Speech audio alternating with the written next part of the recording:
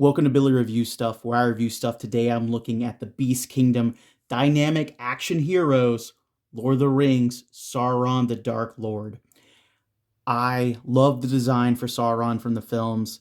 I used to have the Diamond Select Build-A-Figure, and it was a very good looking figure, but it didn't move as well as it should have. I've also had the Toy Biz one in the past, and like, great figure, great looking figure. It had some points that had where they could have been improved, just to have where it was, it just met a standard in my head. And I think, and I hope that this figure will meet the imagined standard that I have there. So let's hope I'm not too crazy, but he looks great in the box already.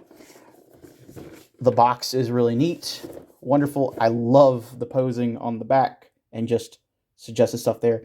Over 24 points of articulation, 2 interchangeable hands, real fabric cape. We get to see if it has where it's got wiring, and I think it should have wiring in there. And he also comes with a mace. He should be 11.4 inches tall. And yeah, let's go ahead and get Sauron out of the box and see what's going on with him. So after getting Sauron out of the box and messing around with him and figuring out how he moves, what his pluses are, what the minuses are, taking a look at the paint detail, because it is amazingly a very detailed sculpt that has a very good dry brushing on it, that has where it really makes that metal just pop and look evil and used and just great. The cape has where it's not the best in the world, but it does have where it's like a 3-tiered cape, and it has where it's wired, and you can kind of pose it around. This is just, messing around with a little bit. You can definitely get to fly a little bit more there, but it's still not the best made cape I've ever messed with. I've messed with C. Jessam soft goods, so call me uppity about that, but it could be better for the price, because again, this figure is $110, but it is 11.4 inches, so technically it is a 1/12 scale size figure, even though Sauron isn't 1/12 scale there. Technically this would be 1/12 scale, and the size like 11.4 should be around 1/6 scale, but he is a big lad. He's made of PVC, so he's a little bit lighter. Let's take a look at his articulation first. All right, first off, take a look at that. Like, it's a wonderfully sculpted helm on Sauron. I like the detail. It's great. But getting to articulation, and also just point out, Sauron will always have soft spikes on every incarnation this figure is ever made from. It will always be soft, but at least these have where they're molded and lined up, and they didn't come crooked, kind of like how they did with like some Diamond Select and some of the Toy Biz ones. But he has a double ball at the neck and the head going into it, so he can look up so far, he can menace down so far, he can turn all the way around, etc., etc. with that. You can see where he has his wired cape that goes up to here. The collar isn't wired, but it's wired right here. Just point it out. Now, to his shoulders. So his shoulder armor, if I can pop this off without jacking it up, has where it's on a ball right there, and it can move around to a degree. It wiggles back and forth. So once this hits right there, that's just kind of stopping. Connects like so. He has where technically he's got like a ball in there, and it has where it gives him a butterfly, so he can go back pretty far, forward pretty far. Obviously with that ball joint, he can get his arm all the way around. Even with the shoulder armor, it'll just look weird when it's upside down.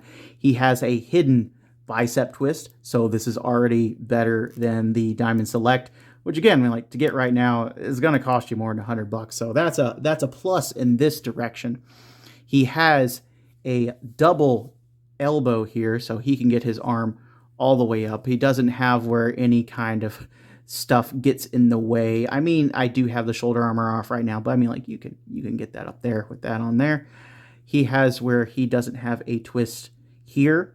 He has a hinge and twist wrist here. So, you know, you can hinge that way, twist it this way, have it going in, twist the hand, and then you have the hand going in.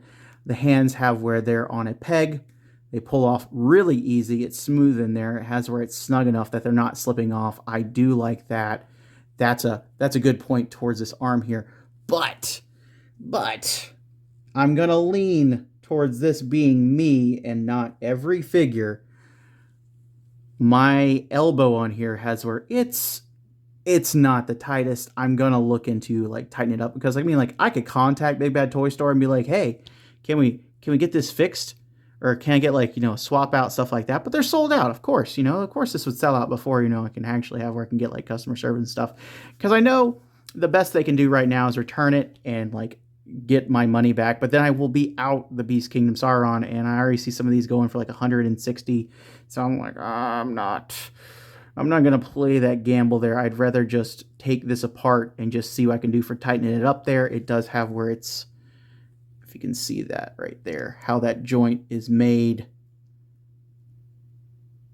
where it's like friction. I do wish it had where, like, it maybe had some like detents in there.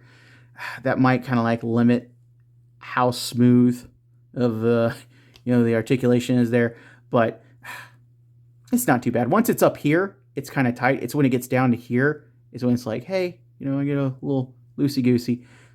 I'll figure it out. We're moving on. Same articulation over here. So we're getting to the torso. Torso on these figures, well, torso on Saurons kind of have where usually they are a rock. But with this one, it actually has where this is two separate pieces. It overlays, so I can arch his evil back, and he can just really just, I don't know what to call that pose right there. Go back a lot, which is good for him, good for Sauron. He can rock back so far this way, side to side, so far this way, and then crunch so far forward that way. And you can see the back of his armor there. It's all done up. It's all detailed. I appreciate that, but that ends it for the articulation right there. Because, I mean, obviously I can get him like to kind of twist this way. Going into his kind of like lower body here, it does twist underneath this. So, if I can get that at a good angle there. So, let's see, you can see where that twists in there. So this is just solid here. Twists at the waist in there. Actually, you know what? That's actually a ball joint in there too. So there is a little bit more you can kind of wiggle around with that. So that's neat. You can get a little bit more going in there. That's cool. That's some cheeks. Legs can kick out so far thanks to the armor.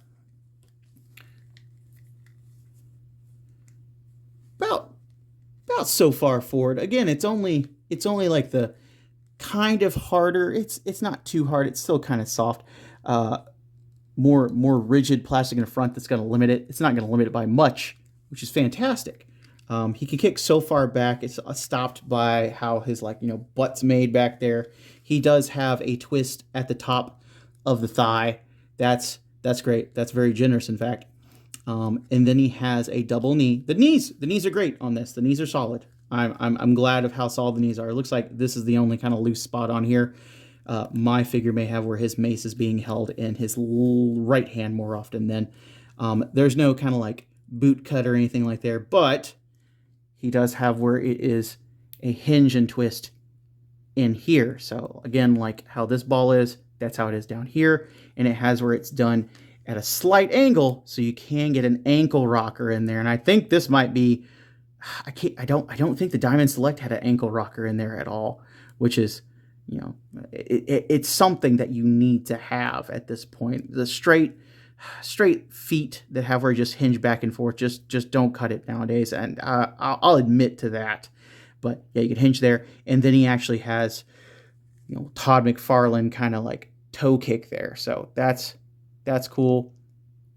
You can't really, it's not super noticeable how it's pinned in there, except now that I can look on top and see that little spot, I can overlook that. And then at the bottom, he does not have any peg holes. It has where it is molded and also painted, so he is more accurate to armor than he is to be put onto a base. But, I mean, I can live with that. I mean, for how he poses and how he moves, I'm cool with that. He doesn't have where he's going to fall down if you have where you pose him well. And honestly, he's big enough that I might... I don't know. It depends on the shelf I put him on like what I would do exactly with him. But we'll see about that. But I'll go ahead and set him up for some size compare. Well, no, wait. He has accessories. The Dark Lord has accessories.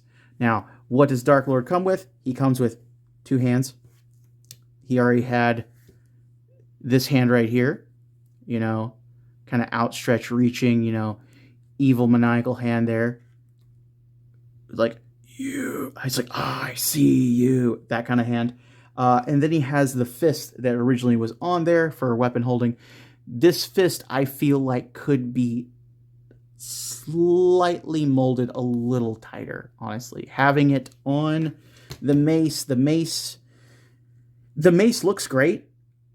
It's a lot like every other Sauron mace, though, with every other figure, because it is one part mold. It is done in there, and you can kind of see where it's never going to be perfectly straight. This mace will never be perfectly straight. It's straighter than every other mace. So I mean, like, this Sauron has that going for it. It is the most superior of all the Saurons thus far. But with how his hand is here, it can get sort of a good grip if you turn it just right into the fingers there.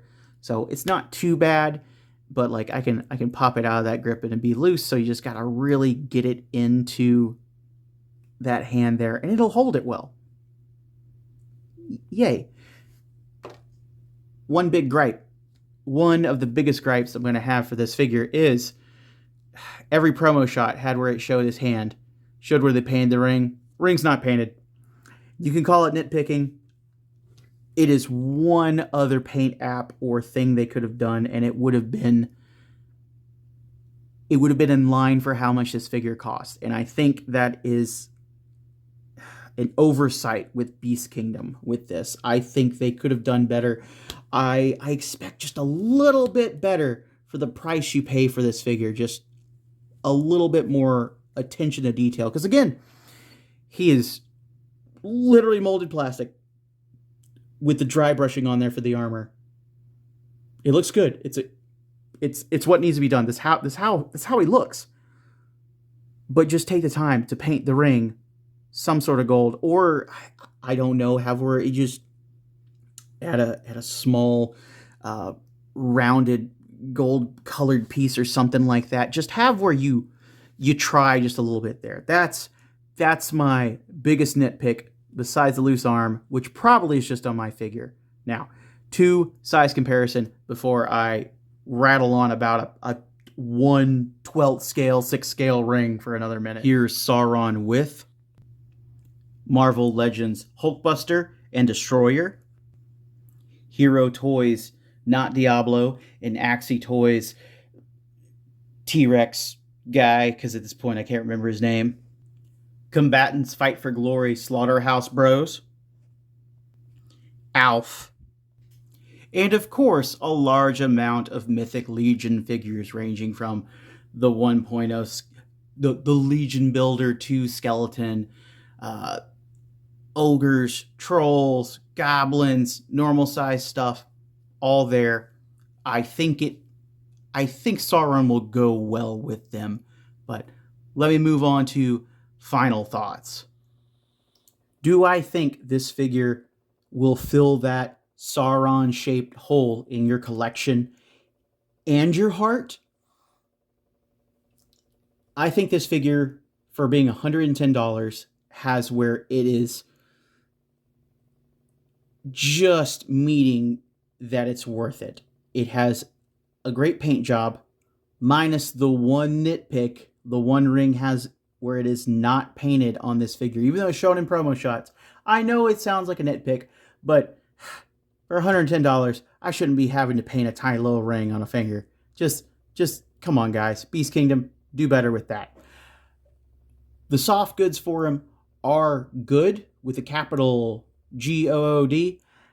They're not great, but they're good. They meet what I expect for soft goods. They're wired, they're layered, and the wires actually hold a pose fairly well. His articulation is on point. It's better than the Toy Biz and the Diamond Select. It's well thought out. It's well planned out. I'm still amazed that his torso has the cut in there for the ball joint to have that going on, and still have where there's the hidden kind of like pelvis ball joint in there too. So he still has a lot of movement. It's very well done. But my one other thing, going back to that cape, so Diamond Select has their, Sauron. Max Bird / Forge Knight have where they put out a replacement cape for that figure. And that figure should be about around the same size, if not a little bit shorter, than this figure. So I'm wondering, since this has where it's like a duster without sleeves and like its ball joints, pop into the arms here, I could probably actually just take it off if I pop the shoulder armor, the shoulder armor off, and I just take it off. I think I want to pick up that cape for this figure because I think that cape would make this figure perfect. That's including like where I have like a slightly loose, elbow there. There's a couple other little spots where it's got a little bit of like give in like one of the upper thighs. But again, that's just like that onesie twosie Monday, Friday unit kind of thing. It's going to happen to Billy Beige because I'm reviewing this.